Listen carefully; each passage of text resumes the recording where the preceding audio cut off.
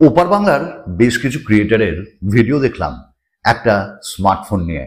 বলা হচ্ছে 11,000 টাকায় ওই স্মার্টফোনটা নাকি দুর্দান্ত, বিখ্যাত, একদম বাওয়াল সৃষ্টি করে দিয়েছে। ঠিক এটা যেমন সত্য না, সততার ওখানে অনেক অভাব রয়েছে, তেমনি যখনই ওই স্মার্টফোনটার আমি রিভিউ দেখে তাদের সেই ব্র্যান্ডের ওয়েবসাইটে গেলাম, অফিসিয়াল সাইটে, ব্যাস ওখানেও সততার ফাঁক অনেক পাওয়া গেছে।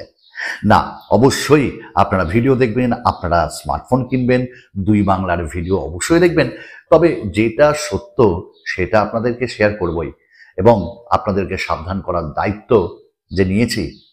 তো এই গোটা ভিডিওতে দুই বাংলার সাথে আমি সুমন, চলুন শুরু করা যাক। আচ্ছা, স্মার্টফোনটা কি বলুন তো? 11,000 টাকা দাম এবং 11,000 টাকায় একদম বাওয়াল সৃষ্টি করা স্মার্টফোন। বাওয়া স্মার্টফোনটা হলো রিয়েলমির নতুন নোট 50। না, ইন্ডিয়াতে আসেনি, তাই হাতে আমার কাছে নেই। ইন্ডিয়াতে আসবে এবং তারপর তো কিনে রিভিউ করার দায়িত্ব আমাদের। তবে ওপার বাংলায় মানে অনেকেই পেয়েছে, অনেক ক্রিয়েটার, এবং তারা এই স্মার্টফোনটার রিভিউ দিয়েছে, গতকালে দিয়েছেন। এবং এই স্মার্টফোনটা গ্লোবালি পাওয়া যাচ্ছে। দাম কত? 10,999। এবং এর যে ফিচার্সগুলো, ওগুলো কোথাও না কোথাও আমার মনে হয়েছে বেশ মিসিং রয়েছে। আর আপনারা যাদের সকলকে বিশ্বাস করেন, ক্রিয়েটার্সদের বিশ্বাস করুন, সেখানেও কিন্তু সততার অভাব পেয়েছে। এই স্মার্টফোনটা 11,000 টাকায় কি ঠিক সুমন? হ্যাঁ, 11,000 টাকায় একদম পারফেক্ট। কিন্তু তার পরক্ষণেই কি স্মার্টফোন এটা? প্রশ্ন হচ্ছে আর উত্তর আসছে রিয়েলমির নোট 50। আচ্ছা, ভ্যারিয়েন্ট কত গো? 4GB plus 64GB। আজকের ডেটে 4GB, তাও 11,000 টাকা দিয়ে স্মার্টফোন কিনবো 4GB র্যাম দিয়ে? ওই ভার্চুয়াল র্যাম আছে তো, 4 + 4 8GB। এই 64GB, 64GBর মধ্যে আমার তো অনেকটাই স্টোরেজ কমে থাকবে, কারণ অপারেটিং সিস্টেম নিয়েছে। না, যদি 60 ধরি বা 55 ধরি, তার থেকে তো আবার 4 মাইনাস, তাহলে আমার তো মেমোরি কম। আজকের ডেটে 128GB ছাড়া ফোন কেনা উচিত নয়। আপনারা যদি আমার রেগুলার ভিউয়ার্স হয়ে থাকেন তাহলে জানবেন, কিছুদিন আগেও আমি এরকমই একটা ভিডিও দিয়েছি যে কি দেখে কোন ব্র্যান্ডের কোন স্মার্টফোন কিনবেন, বা স্মার্টফোন কেনার আগে কোন কোন বিষয়গুলোকে মাথায় রাখবেন। কি ওভারলুক করে গেছেন তো? জাস্ট একবার দেখে নিন। লাইক করতে ভুলবেন না যদি ভালো লাগে, শেষে গিয়ে ডিসলাইকও আপনি করতে ভুলবেন না যদি না ভালো লাগে। আর ফ্যামিলির একটু সদস্য হবেন নাকি, কমেন্টস করবেন।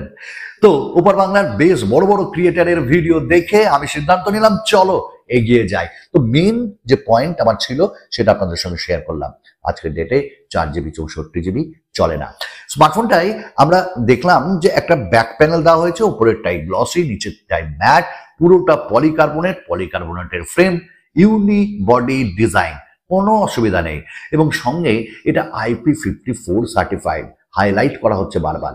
ভাই IP54, IP64 নয়, বা 67ও সার্টিফাইড নয়, কারণ IP54 হালকা জলের ছিটে ফোটাকে সহ্য করতে পারে। সেটা আমার যে কোনো স্মার্টফোন সহ্য করতে পারে, যেটা IP54 সার্টিফাইড। তাহলে হল্লা করার মতন কোনো ব্যাপার নয়। নেক্সট, এই স্মার্টফোনটা সিঙ্গেল স্পিকার রয়েছে, আর তাও বলা হচ্ছে দারুণ স্পিকার। আচ্ছা, সিঙ্গেল স্পিকার যদি এত ভালো হয় তাহলে ডুয়াল স্পিকার বোধহয় খারাপই হবে, তাই না? না, যাই হোক, অনেকের থাকে, মানে আমি তো স্মার্টফোন কিনতে গেলে আজকের ডেটে ওই ডুয়াল স্পিকারটা আগে দেখবো। ভাই মুভি টুভি দেখি, আর স্মার্টফোনে বড় ডিসপ্লে হলে তো মুভি দেখে আরাম, ব্যাস। নেক্সট হলো এই স্মার্টফোনটার ডিসপ্লে 6.74 ইঞ্চেসের ডিসপ্লে দেওয়া হয়েছে, বাট এখানে 90 হার্টজের রিফ্রেশ রেট। কিন্তু হাইলাইট করা হচ্ছে, কোম্পানি ব্র্যান্ড বলছে 4 বছর দেওয়া হবে। ওই যে এখন আপনি যে ফ্লুয়েন্সিটা পাচ্ছেন, ওই সেম ফ্লুয়েন্সি আপনি 4 বছর পর্যন্ত পাবেন। তো প্রশ্ন হলো 4 বছর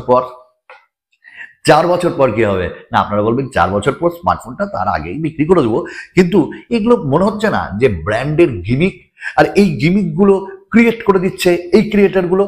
আমার তো মনে হয়, আপনাদের কি মনে হয় আমি জানি না। যাই হোক, তো এইরকম ঘটনা রয়েছে, কিন্তু কোথাও দেখলাম না এই স্মার্টফোনে কি প্রোটেকশন দেওয়া আছে। ইভেন আমি ব্র্যান্ডের সাইটে গিয়েও দেখলাম, আবার ক্রিয়েটার্সরাও এই নিয়ে কোনো কথা বললো না। যাই হোক, এইটা বলেছে ফ্লুয়েন্সি খুব ভালো কাজ করছে এবং 4 বছর পর্যন্ত চলবে।